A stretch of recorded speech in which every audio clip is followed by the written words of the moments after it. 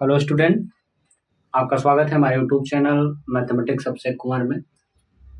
Class 10 वाले बच्चों के लिए हम गणित की तैयारी करवा रहे थे बोर्ड एग्जाम 2026 की, और उसमें जो है हमने 2 चैप्टर बहुत अच्छे से आपका कंप्लीट करवाया, एक त्रिकोणमिति और एक त्रिकोणमिति का अनुप्रयोग। बेटा अगला जो चैप्टर है हमारा निर्देशांक ज्यामिति, जहाँ से ज़्यादा क्वेश्चन पूछता है उस चैप्टर को मैं रिविजन पहले करवाता होगा, तो आपका पूरा चैप्टर, और ये पूरा चैप्टर आपका 22 दिन में पूरा कंप्लीट हो जाएगा।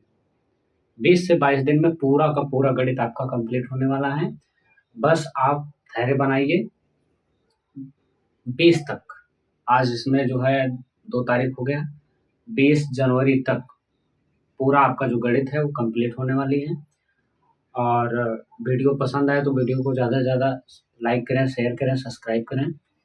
और आइए अगला जो चैप्टर है हम उसको स्टार्ट करते हैं। जैसे आपके सामने लिखा गया निर्देशांक ज्यामिति। बेटा जो समय आपने साल भर एंजॉय करने में बिता दिया, बस आप 1 मंथ अच्छे से आप पढ़ लीजिए, और बोर्ड में मैं आपके बोर्ड एग्जाम के उज्जवल भविष्य की कामना करता हूं कि आप लोग सब अच्छे मार्क्स से पास हो। तो आइए समय को वेस्ट न करते हुए हम निर्देशांक ज्यामिति के बारे में समझते हैं। पहले तो यहाँ से हम ये बताएंगे कि यहाँ से जो क्वेश्चन पूछता है वो कैसे कैसे पूछता है। पहला नंबर, 1 नंबर में आपसे जो पूछेगा वो बहुविकल्पी प्रश्न पूछेगा। बहुविकल्पीय, ये बहुविकल्पी प्रश्न है बेटा। 1 नंबर का बहुविकल्पी प्रश्न यहाँ से 100% पूछेगा। फिर दूसरा क्वेश्चन जो है यहाँ से जो पूछता है ये 1 नंबर में पूछता है। दूसरा क्वेश्चन जो है आपका वो 2 नंबर में पूछेगा बेटा।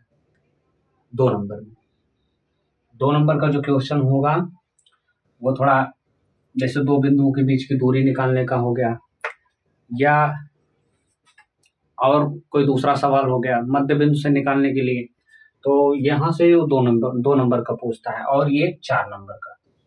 3 टाइप के क्वेश्चन यहाँ से बनता है, एक 1 नंबर का, और दूसरा हमारा 2 नंबर का, और तीसरा जो टाइप है वो हमारा 4 नंबर का। तो सबसे पहले क्वेश्चन को नहीं देखेंगे हम, पहले थोड़ा बहुत पार्ट के बारे में जानते हैं। जब तक कॉन्सेप्ट क्लियर नहीं होगा तब तक आप क्वेश्चन नहीं कर पाओगे, इसलिए वीडियो को ज़्यादा हम लंबा नहीं ले जाएंगे। फटाफट आपको हम बताते हैं यहाँ से निर्देशांक ज्यामिति के बारे में। तो सबसे पहले बेटा निर्देशांक ज्यामिति जानने से पहले आपको कार्तीय तल जानना होगा। क्या जानना होगा? कार्तीय तल। आपको यहाँ से क्या जानना होगा? कार्तीय तल। और कार्तीय तल जानने से पहले आपको 2 रेखाओं के बारे में जानना होगा। 2 रेखाएं, जैसे आपने ये तो आपने जरूर पढ़ा होगा जी। आपके सामने ये क्या बना है? एक चतुर्थांश बना है। क्या बन गया है? चतुर्थांश बना है। अब चतुर्थांश पे पहले चर्चा नहीं करेंगे, हम इसको जानते हैं, इसको क्या बोलते हैं? यक्ष अक्ष। और ये हमारा क्या होता है? यक्ष डैश अक्ष। ये हमारा क्या होता है? वाई अक्ष। और ये हमारा क्या होता है? वाई डैश अक्ष। सबको पता है ये यक्ष अक्ष है, ये क्या है? यक्ष अक्ष। और ये हमारा यक्ष डैश अक्ष है, ये वाई अक्ष है, और ये आपका बेटा वाई डैश अक्ष है।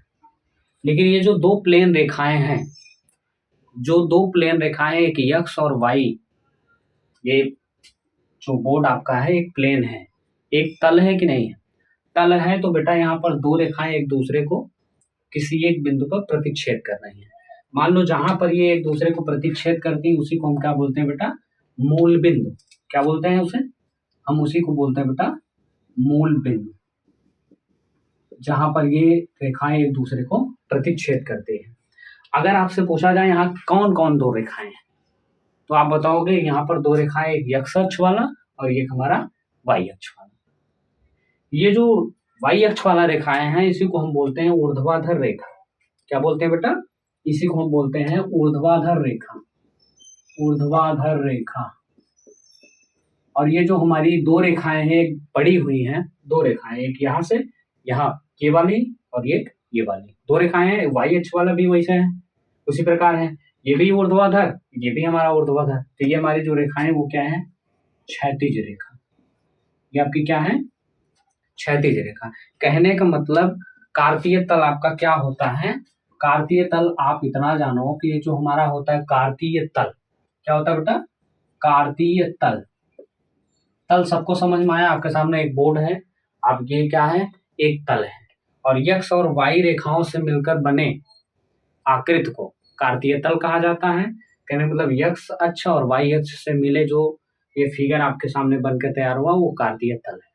एक यक्ष अक्ष और वाई अक्ष, कहने मतलब ऊर्ध्वाधर रेखा और क्षैतिज रेखा से मिलकर बनी हुई आकृति को आप क्या कहते हो, कार्तीय तल कहते हैं। अब यहाँ से कुछ नोट पॉइंट है, उसको हमें ये जानना जरूरी है। वो क्या है, एक ये यक्ष अक्ष और दूसरा हमारा क्या है, वाई अक्ष। यक्ष अक्ष है ये हमारा, ये क्या है बेटा, यक्ष अक्ष।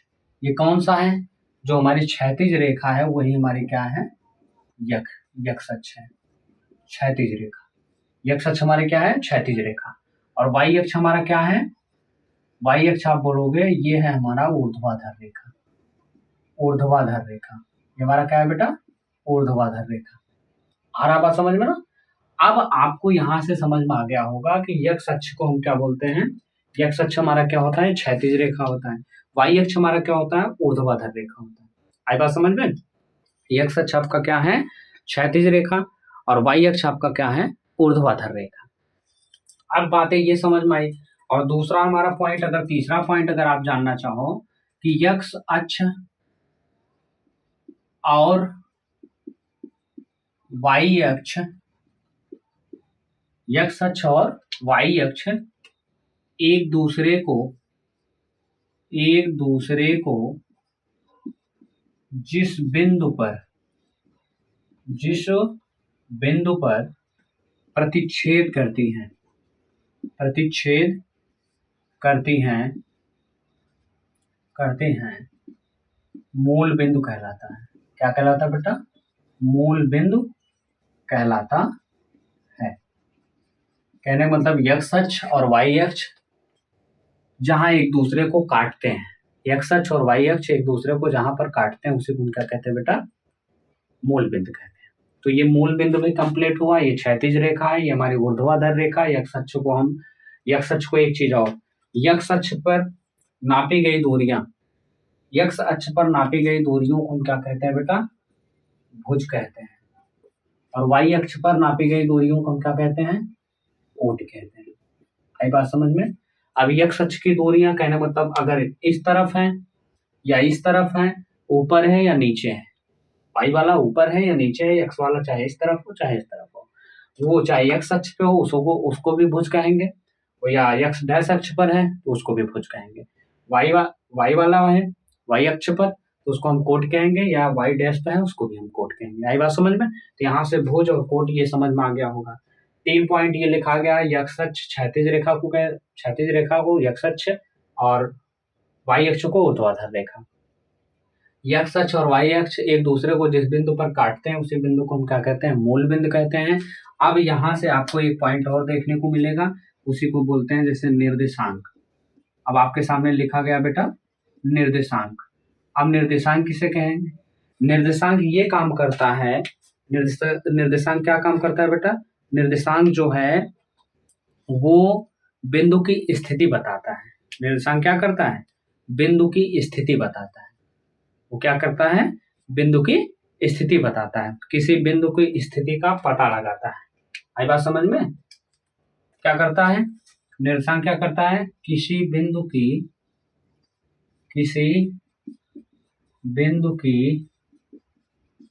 स्थिति का पता लगाता है।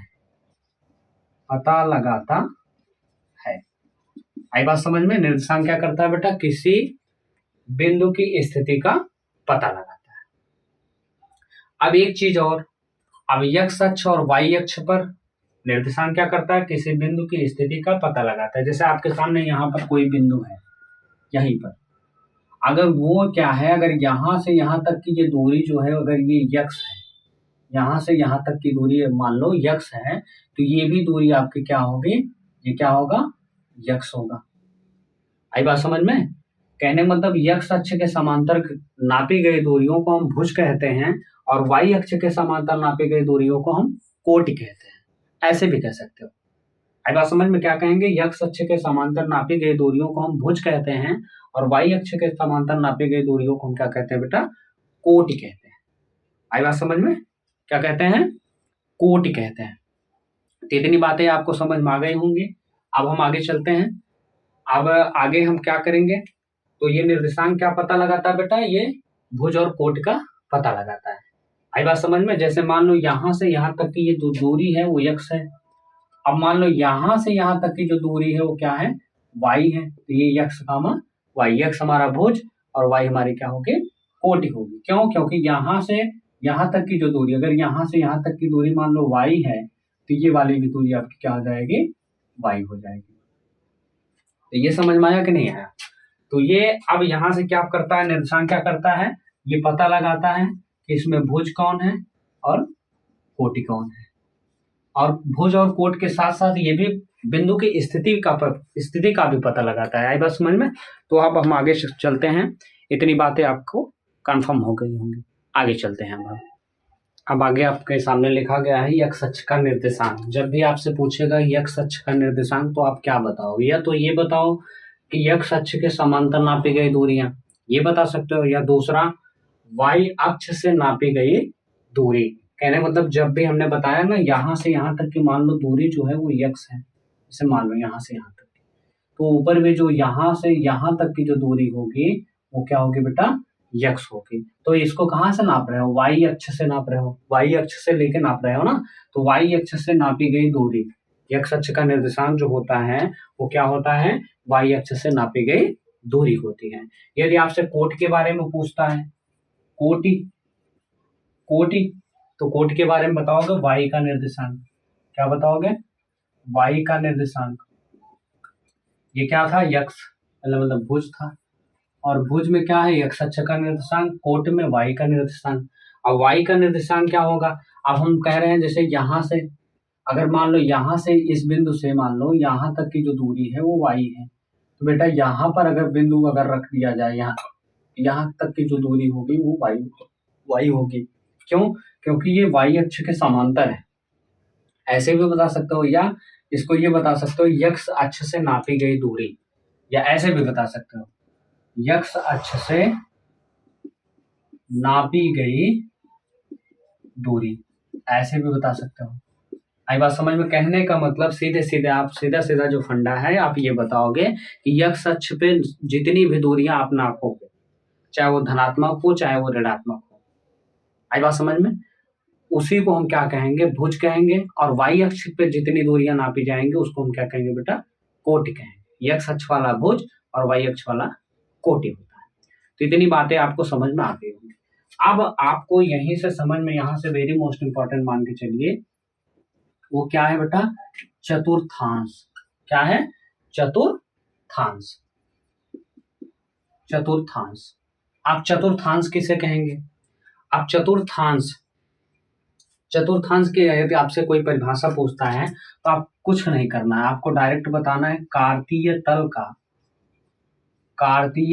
का चौथा हिस्सा, कार्तीय तल का चौथा हिस्सा, उसी को कहते हैं चतुर्थांश। अब चतुर्थांश को 4 भागों में बांटा गया है। पहला है आपका प्रथम चतुर्थांश,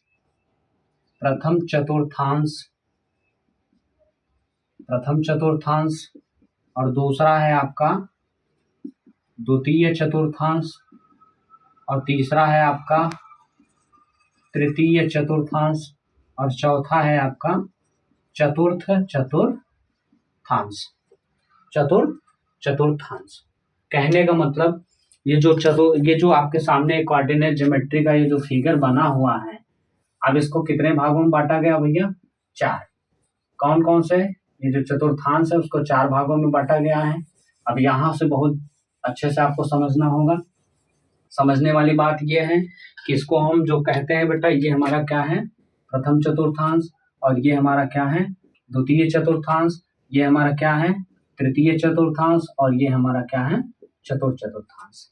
कहने का मतलब ये जो इसके जो फिगर है आपके सामने, आपने कभी देखा है घड़ी इस दिशा में चलती है ना, लेकिन ये इस दिशा में नहीं चल रही, घड़ी के विपरीत दिशा में। कहने का मतलब एंटी क्लॉकवाइज चल रहा है, घड़ी के विपरीत दिशा में, घड़ी के विपरीत दिशा में ये चल रहा है। तो इसका ये प्रथम चतुर्थांश, ये द्वितीय चतुर्थांश, ये तृतीय चतुर्थांश, और ये चतुर चतुर्थांश। और बेटा एक चीज यहाँ पर जानना ये जरूरी है, ये जो चतुर्थांश आपके सामने बनाया गया है, किस चतुर्थांश में कौन सा चिन्ह चिन्ह प्रॉपर्टी जो होता है, इनकी जो चिन्ह प्रॉपर्टी है उसके बारे में हम आपको बता रहे हैं। जैसे प्रथम चतुर्थांश में जो होता है, अगर तुम यक्ष अक्ष पे चल रहे हो तो प्लस, वाई अक्ष पे चलोगे तो ये भी प्लस। कहने मतलब प्रथम चतुर्थांश में जो इसका मान होता है वो क्या होता है बेटा, प्लस प्लस होता है। आई बात समझ में, प्रथम चतुर्थांश में प्लस प्लस। क्यों? क्योंकि अगर निर्देशांक ज्यामिति में ये जो यक्ष अक्ष पे है, अगर दाहिने तरफ आप चलोगे तो इसकी दूरियां जो होती है वो धनात्मक में नापी जाती है। अगर दाहिने तरफ चलोगे, इसके विपरीत दिशा में चलोगे, बाईं तरफ चलोगे तो वो ऋणात्मक में, ऊपर चलोगे तो धनात्मक में और नीचे चलोगे बेटा ऋणात्मक में।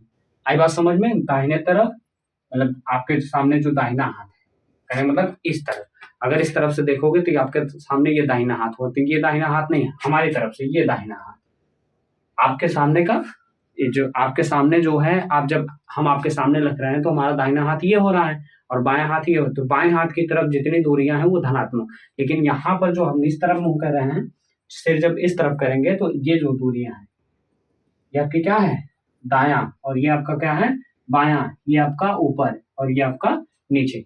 तो दाएं तरफ की जितनी भी दूरियां हैं वो हमारी किस में नापी जाएंगी, धनात्मक में। बाएं तरफ की जितनी दूरियां हैं उसको किस में नापा जाएगा, ऋणात्मक में। ये जो दूरियां हैं ये किस में नापी जाएंगे, धनात्मक, और नीचे हमारी ऋणात्मक। इतनी बातें समझ में आया। यही फिगर लगा के जो गूगल मैप बनाया गया है अभी, इसी फिगर से आपकी भी स्थिति पता लगाया जा सकता है, हमारी स्थिति का भी पता लगाया जा सकता है, लेकिन जब आप आगे पढ़ोगे तब आपको समझ में आएगा। आई बात समझ में? आगे अब आप ध्यान दो, प्रथम चतुर्थांश में जब इस पे आप चलोगे तो ये प्लस प्लस हुआ, वाई पे चलोगे तो ये भी प्लस हुआ, और इसमें क्या होगा, यक्ष अक्ष पे चलोगे तो ऋणात्मक, वाई अक्ष पे चलो तो धनात्मक। यक्ष अक्ष पे चलो तो ऋणात्मक, वाई अक्ष पे चलो तो वो भी ऋणात्मक। आई बात समझ में? आप चलो यक्ष अक्ष पे चलोगे तो धनात्मक और वाई अक्ष पे चलोगे तो ऋणात्मक। कहने का मतलब प्रथम चतुर्थांश में जो चिन्ह होता है वो प्लस प्लस, द्वितीय चतुर्थांश में जो होता है वो माइनस प्लस, तृतीय चतुर्थांश में जो होता है वो बेटा माइनस कामा माइनस होता है, और चतुर्थ चतुर्थांश में जो होता है वो प्लस कामा माइनस होता है। तो इतनी बातें आपको समझ में आ गई होंगे। अब हम चलते हैं आगे बेटा, आगे हम बताएंगे आपको, यहीं से फिगर को थोड़ा हम रख करेंगे और यहीं पर बगल में ही हम बताएंगे आपसे, और ये समझना होगा, और फिगर यहीं पर छोटा सा बनाएंगे, ठीक है। ये जितने भी पॉइंट आपको बताया जा रहा है सब इम्पोर्टेंट है, और ये समझ में आ गया तो आप बड़ी आसानी से किसी भी सवाल को लगा सकते हो। आई बात समझ में? अब देखो 2 पॉइंट 3 पॉइंट यहाँ पर भी जानना होगा। एक है यक्ष अक्ष, यक्ष अक्ष पर बिंदु, यक्ष अक्ष पर बिंदु, यक्ष अक्ष पर बिंदु, और दूसरा पॉइंट है वाई अक्ष पर बिंदु। क्या होगा, वाई अक्ष पर बिंदु, यक्ष अक्ष पर बिंदु और वाई अक्ष पर बिंदु। और तीसरा पॉइंट आपका है मूल बिंदु, मूल बिंदु, मूल बिंदु का निर्देशांक। यदि कोई आपसे पूछता है तो आप क्या बताओगे? ये जो तीनों पॉइंट है वेरी मोस्ट इंपॉर्टेंट है। यक्ष अक्ष पर बिंदु क्या होगा, जैसे आपके सामने ये फिगर बना हुआ है, ये यक्ष अक्ष का है और ये हमारा यक्ष डैश अक्ष का, ये वाई अक्ष का और ये हमारा वाई डैश अक्ष का। पहले आपके सामने लिखा गया यक्ष अक्ष पर बिंदु, यक्ष अक्ष पर बिंदु कहने का मतलब आपसे ये कह रहा है कि आप यक्ष अक्ष पे चलिए, यक्ष अक्ष के अलावा आप किसी बिंदु पर आपको नहीं जाना है, किसी और, जैसे दो यहाँ पर दो रेखाएं हैं, एक क्षैतिज रेखा और एक ऊर्ध्वाधर रेखा। आपसे कह रहा है कि आप क्षैतिज रेखा पर आप दौड़िए, तो आप क्षैतिज रेखा पे दौड़ोगे तो आपसे पूछेगा कोई कि बेटा आपने वाई अक्ष पर, कहने मतलब ऊर्ध्वाधर आप गए थे, तो आप कहोगे नहीं। तो यहाँ से आपको पूछ रहा है यक्ष अक्ष पर बिंदु, तो आप क्या बताओगे, यक्ष कामा 0। क्यों? क्योंकि ऊर्ध्वाधर आपने तो गए, आप ऊर्ध्वाधर पे गए, जब आप नहीं गए हो तो आप कैसे कहो। तो यक्ष अक्ष पर जितनी दूरी नापी गई है, अगर आपसे यक्ष अक्ष पर वाई अक्ष का, यक्ष अक्ष के समांतर वाई अक्ष का मान, यक्ष अक्ष पर वाई अक्ष का मान क्या होता है, तो आप बताओगे सर 0 होता है। आई बात समझ में? क्या बताओगे, 0 होता है। तो ये बातें आपको समझ में आ गए होंगे। x अक्ष पर y अक्ष का निर्देशांक या x अक्ष पर y का निर्देशांक। अगर आपसे कोई कभी ये पूछता है कि x अक्ष पर y का निर्देशांक, तो आपको बताना है y का मान जो होगा वो 0 होगा। या y अक्ष पर x अक्ष का निर्देशांक, तो आप बताओगे x वाला y का मान रहेगा लेकिन x का 0, जिस पर पूछेगा वो रहेगा, उसके विपरीत जो पूछ रहा है उसका मान क्या होगा, 0 होगा। y अक्ष पर x का निर्देशांक, तो आप ये बता लेना है y कामा 0। क्यों? क्योंकि सॉरी, y कामा 0 नहीं आता, ऐसे नहीं, 0 कामा y। x वाला टर्म आपके सामने ये 0 हो जाएगा। ये क्या हो जाएगा, 0 कामा y। मूल बिंदु का निर्देशांक, यहाँ पर जो निर्देशांक है आपको कहीं नहीं जाना है, ना तो आप x अक्ष पे जाना है ना तो y अक्ष पे जाना है। कहने मतलब ये 0 कामा 0। इतनी बातें आपको समझ में आई कि नहीं? कहने का मतलब हमारा ये है, ये x अक्ष पर y का निर्देशांक, x अक्ष पर y का निर्देशांक, तो आप बताओगे बेटा x कामा 0। x का मान रहेगा, y का मान 0। और y अक्ष का निर्देशांक तो 0, x का मान 0 हो जाएगा, y का मान रहेगा। मूल बिंदु पे दोनों 0 है तो 0 कामा 0। तो इतनी बातें आपको समझ में आ गई होंगी। अब चलते हैं हम इसका जितना भी सवाल है इस पे हम लगाएंगे और एक दो सवाल आपको बताते हैं इस पर, और आप लोग अच्छे से इसको लगाइए। तो देखते हैं अगला अब सवाल हम लगाएंगे, ठीक है। अब आपके सामने एक छोटा सा क्वेश्चन लिखा गया है कि क्वेश्चन क्या कह रहा है कि बिंदु -3, 0 कहाँ पर स्थित है। -3, 0 कहाँ पर स्थित है। ऑप्शन में दिया गया है प्रथम चतुर्थांश, द्वितीय चतुर्थांश, तृतीय चतुर्थांश और चौथा ऑप्शन है इनमें से कोई नहीं। तो आप लोग इसका जवाब जो है कमेंट में बताइएगा, और नहीं बता पाएंगे तो हम बताते हैं। चलिए देखते हैं कैसे इसको लगाते हैं। आपके सामने बिंदु -3, 0। -3, 0 कहने का मतलब ये है बेटा, आप जब चतुर्थांश बनाते हो, आपके सामने ये चतुर्थांश बनाया गया है, ये हमारा x अक्ष है, ये हमारा y अक्ष है, ये x डैश अक्ष है और ये हमारा y डैश अक्ष है। प्रथम चतुर्थांश में आप x पे चलोगे प्लस, y पे चलोगे ये भी प्लस, यहाँ पर माइनस प्लस और यहाँ पर माइनस माइनस, यहाँ पर प्लस माइनस, यही तो मान होता है। यहाँ पर प्लस प्लस, यहाँ पर माइनस प्लस, यहाँ पर माइनस माइनस और ये हमारा क्या होता है, प्लस माइनस। अब आपसे ये पूछ रहा है कि बिंदु -3, 0 कहाँ पर स्थित है। तो काफी लोगों का जो जवाब होगा 60% बच्चों का वो जो जवाब होगा वो दूसरा ऑप्शन होगा, ये जो दूसरा ऑप्शन है। तो बेटा यहाँ पर ये दूसरा ऑप्शन नहीं है। आप कहोगे सर क्यों दूसरा ऑप्शन क्यों नहीं है? दूसरा ऑप्शन तो यही है माइनस प्लस का। आप ये बताओ, आपसे दूसरा ऑप्शन में ये कह रहा है कि माइनस प्लस है, लेकिन यहाँ पर दूसरा मान जो है वो हमारा क्या है, दूसरे जो बिंदु है वो हमारे 0 है, वो मूल बिंदु पर है। अब ना तो वो प्लस पे है ना तो हमारी माइनस पे है, तो आप ऐसे बता नहीं सकते कि इसका जो मान है वो द्वितीय चतुर्थांश पे होगा, इसलिए ये हमारा गलत है। कहने मतलब जो मूल बिंदु पर है, मूल बिंदु पर आप दिखा नहीं पाओगे रेखाएं, जो बिंदु है वो माइनस में है कि प्लस में है, ये फिक्स नहीं है, प्लस में है कि माइनस में। 0 है तो 0 है, बात खत्म। प्लस में है कि माइनस में, ये ऐसा नहीं दिया रहता, 0 कभी प्लस माइनस में नहीं दिया रहेगा। आई बात समझ में? तो ये द्वितीय चतुर्थांश में नहीं होगा, ये किस पर होगा, इनमें से कोई नहीं, ये वाला ऑप्शन आपका सही है। तो इतनी बातें आपको समझ में आ गई होंगी। अब हम चलते हैं आपका जो फार्मूला, मेन मुद्दा जो है उसको समझाते हैं। मेन मुद्दा हमारा जो क्या है बेटा, वो हमारा ये है कि दो बिंदुओं के बीच की दूरी का सूत्र। यहाँ पर एक सूत्र बताएंगे और यहीं पर वीडियो हम समाप्त करते हैं, क्योंकि लॉन्ग वीडियो हो जाता है बेटा, वो अपलोड करने में दिक्कत होती है। आप लोगों के कहने पर हमने ये बड़ा बोर्ड मंगवाया, अभी आप लोग देख सकते हो। अभी तक तो बोर्ड के बारे में हमने कुछ एक्सप्लेन नहीं किया, लेकिन अब आपके सामने दिखा रहे हैं कि ये बड़ा सा बोर्ड लग गया। पहले छोटा बोर्ड था, अब बड़ा बोर्ड है। तो अब आप लोगों का काम है कि वीडियो को ज़्यादा से ज़्यादा शेयर करें, लाइक करें और सब्सक्राइब। जिस दिन 1 के सब्सक्राइबर हमारा हो गया, उसी दिन से हम भी लाइव आपको पढ़ाएंगे। और वो लाइव जब पढ़ाएंगे कब, वहाँ पर आपको मैराथन चलाएंगे, और मैराथन में ये चलेगा कि जितना भी अनसॉल्व पेपर रहेगा वो हम सॉल्व करवाएंगे। अब क्या सॉल्व करवाएंगे ये नहीं बताएंगे, महा मैराथन रहेगा।